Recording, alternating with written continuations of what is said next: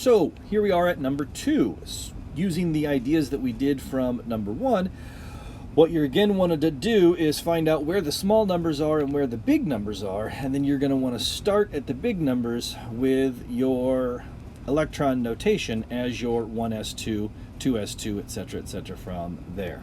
So as we said before, this guy here, the smallest ones are up here and the biggest ones are up here. So if these are the biggest ones, these are the inner electrons, the ones that are closest to the nucleus, and therefore by Coulomb's law, the hardest to remove. And so those are the ones in the first shell. So you're going to start with the big number, and that's going to be 1s2. Then you're going to go to the next ones. Well, the next ones are down here. And so this is going to be your second shell. And no surprise, our second shell contains 8 electrons here, 2 and 6. And so our next ones to remove are going to be your 2s2, and that's going to be your 2p6. And then from there you go to your next ones, which are going to be down here. And so then again in reverse order from the hardest to the easiest, you're going to have the third energy level. So the third energy level goes up to the next 8 electrons. So the third energy level are going to be those guys here. So that's going to be 3s2 and 3p6.